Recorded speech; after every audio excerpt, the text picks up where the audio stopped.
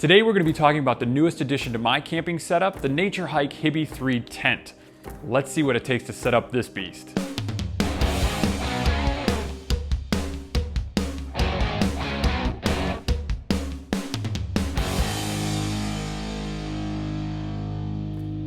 Hey, this is Chad with Be Gone for Good. Thank you very much for tuning in. We do videos here all about adventure motorcycling, from the bikes we use, the trips we take, gear reviews, tips, tricks, tutorials, anything under the sun when it comes to adventure motorcycling. You'll find it here on this channel. You know what to do. Hit subscribe, hit that bell so you get notifications, hit a thumbs up for this video, it really helps out. If you have any other questions, comments are down below. You can find links for everything in the description now that that's all past us. Today I'm going to be talking a little bit more about the new tent that I just got, the Naturehike Hiby 3. Now this is a 3-person tent, it's still a little bit small, but the thing that I love about it most is it's got a massive vestibule on it. So it's a little bit like my Vooz Moto tent in the sense that it's got place to store gear outside the sleeping area, but it's also small like my original Naturehike, the one that you see on all my videos where I'm traveling through Utah or the Mid-Atlantic BDR. So I'm hoping that this is kind of the perfect mix of the two of them together. Today is going to be my opening, my unboxing, my setup. I don't have a review yet, obviously because I haven't slept in it yet, but it will be going on the trip this year to the Bourbon Trail, the Bourbon Run that we're going to be calling it this year, which is our trip through Kentucky and Tennessee doing the Whiskey Trail and the Bourbon Trail and some off-road stuff. We're going to be doing a lot more hiking, a lot more cooking, a lot more camping. All of that stuff will be in this tent. So this video will be all about first impressions, setup, things you're going to see. But if you have any questions about that stuff or any of the other tents that you've seen in my videos or any of the other tents that I may have researched that are kind of in this vein, because I have looked at almost all of them, definitely leave a comment down below and I'll get back to it when I get a chance. There's a lot of them down there, so give me a little bit. But that's what we'll be going through in this video. Let's start the setup.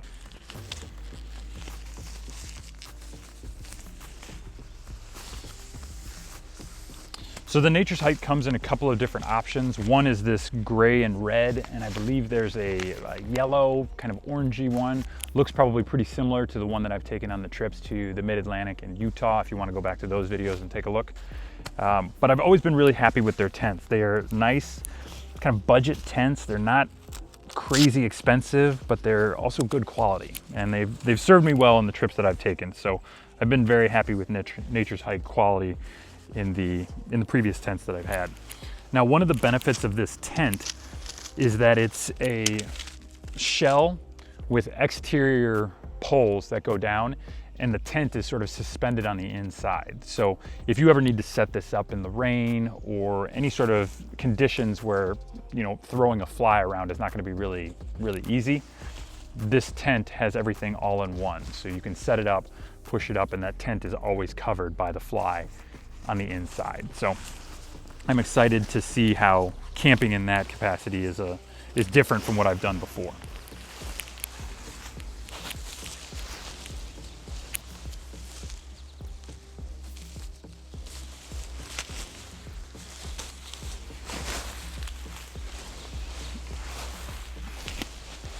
Now, if I had wanted to be super slick about this, I would have tested this out beforehand, but you are legitimately watching me set this up for the first time. So if I struggle here, understand that that's why, and it's probably a struggle that many first-time tent assemblies would have to deal with. So this could be a really good indicator of just how complicated this process is. I didn't read directions either because it's a tent. How hard could it possibly be? Famous last words. So we will see. We'll see what it looks like to get this done. On the previous tent that I had, it was supposed to be kind of a lightweight backpacking tent. So the poles were really thin, and though they worked well, they never really felt strong to me, in the sense that, not necessarily that it couldn't handle what it was meant to do, but I always felt that they were a little delicate, so you kind of had to be careful with them, more so than these. These feel like really strong poles. I don't have any issues with throwing this around a little bit. I still, I guess, wouldn't advise you to be necessarily aggressive with them because they are just thin aluminum poles, but these certainly feel stronger than the ones that I've come from. So that's a benefit, especially when you're moto camping and a lot of this stuff gets thrown around and beat up a little bit. So that's a distinct positive. This one feels bent. I don't know if that's supposed to be like that. I guess it's supposed to have a little bit of a bow in it. Okay, that's interesting.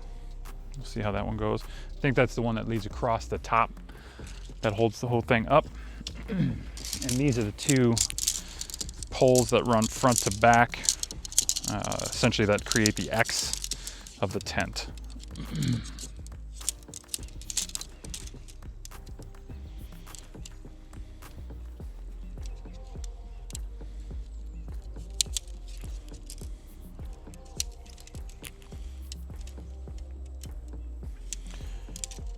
So anybody who's paid attention to this channel knows that our trip for this year is going out to Kentucky and Tennessee and running the Bourbon Trail and the Whiskey Trail.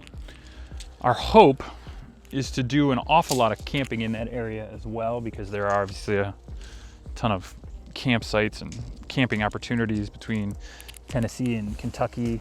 And the goal would be really not necessarily that we have to camp, but just that there's something really interesting about being able to go out and be entirely self-contained. I like that prospect. My life off the bike is pretty easy, and I would like to sort of make my camping trips a little bit more robust, in the sense that you're kind of getting out there and showing the things that you can accomplish all on your own, and that includes the cooking and everything else. And there's something about that really I find sort of fascinating and enjoy doing. So this tent will hopefully help me get a little bit more into that process. There is a little bit of tightness in here. Obviously it's a brand new tent, so we're sort of sending these poles through for the first time. The reviews that I've seen showed that the best way to accomplish this setup is to get all the poles in one shot, and then to start sticking them in the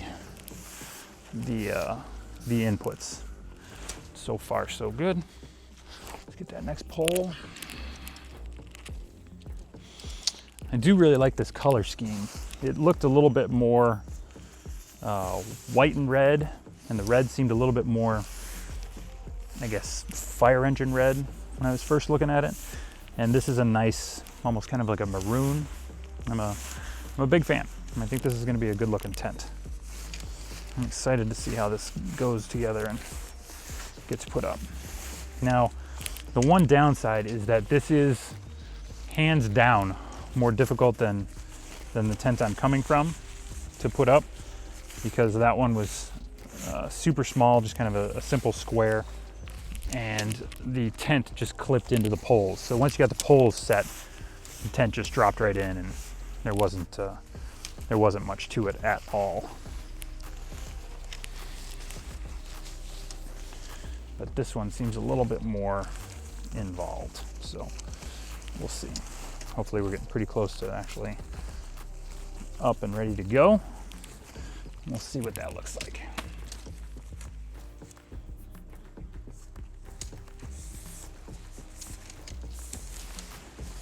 I'll tell you what, it is a hot one out here today.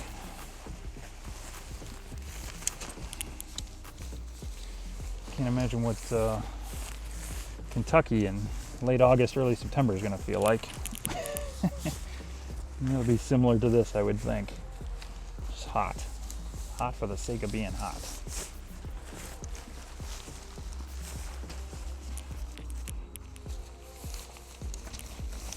Okay.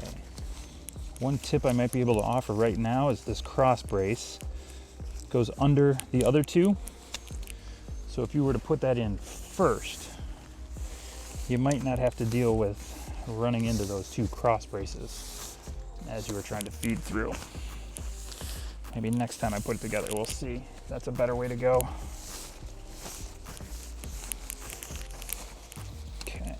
Now I'm gonna start sticking them into those inputs.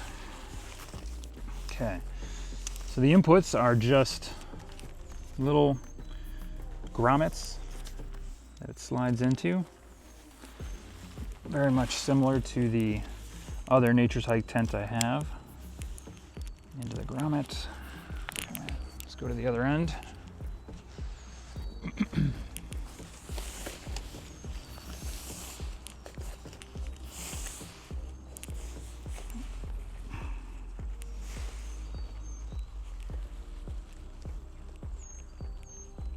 Okay, one cross section.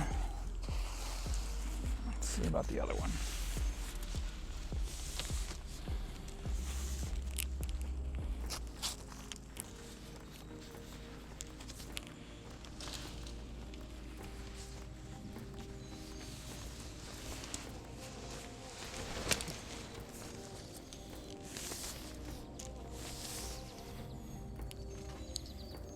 All right, both of those are in. Now the sides.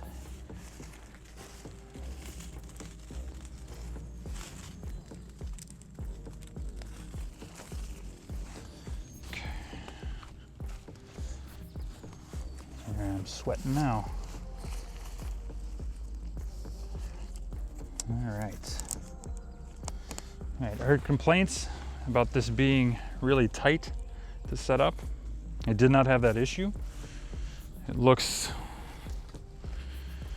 not too difficult at all, actually. I expected that to be a lot worse, given the things that I had heard, but this is not too bad at all. So everything is in there, all those stakes out. The other thing that really interested me about this tent is that it provided an opportunity to not necessarily have to tie down. A lot of the other tents, and specifically the Opolis, you had to tie down the tent or stake down the tent in order for it to stand.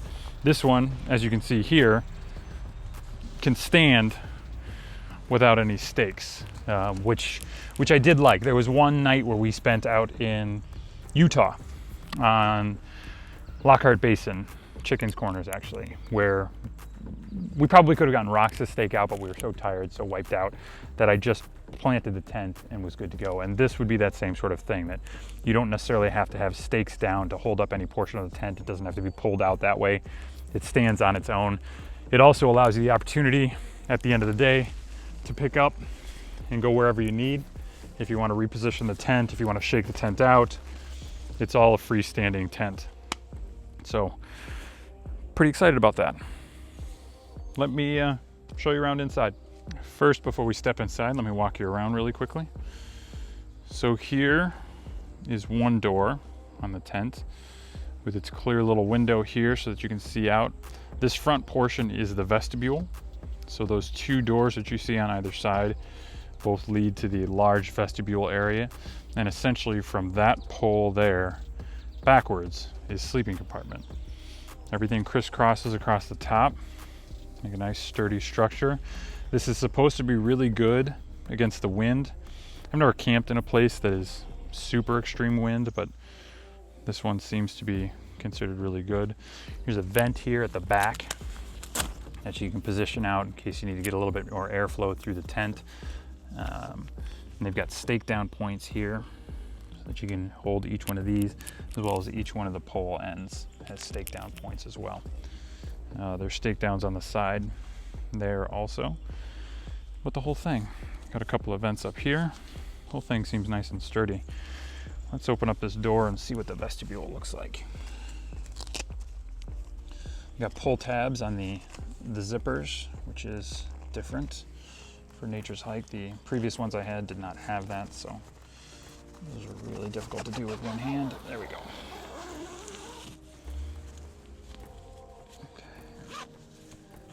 So that's the open door to the vestibule. So you can get a look inside there. Notice the webbing on the ground.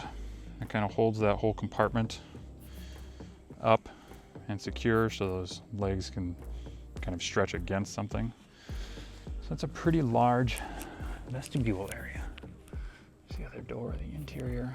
And then here's the sleeping compartment. That's one thing I like. So there's a liner on the inside of this screen door if you want to be able to close the entire thing off from the vestibule so people can go into your vestibule without necessarily disturbing your sleeping area. Sleeping area looks huge. That's fantastic. That's easily, I mean, I know it's supposed to be a 3-man tent, but I stand 6'5", so most 3-man tents are basically 2 at best. This could definitely fit 2 for sure, nice and comfortably. It looks like your heads will be sitting down in this section down here, feet down there. Allows you a lot of room. So when I'm in here alone, this will be more than sufficient. It's cool that they've got a little zipper section back there so you can actually control that vent from inside the tent. That's a cool feature. And there's a little hook there if you need to hang your light or any lights really. A couple of pockets up here in the corners for your keys or your glasses, things like that. It's got a nice tub floor on it. Yep, that's very nice. And you see how it's all suspended inside the outer fly. So the interior tent goes up as the exterior tent goes up. And if you really wanted to, or were doing some sort of other versions of camping, you could take that interior tent out altogether and just use the fly as kind of a base camp, or if you were going to the beach, that would work out really well as well. So this tent has got a lot of different options for usage.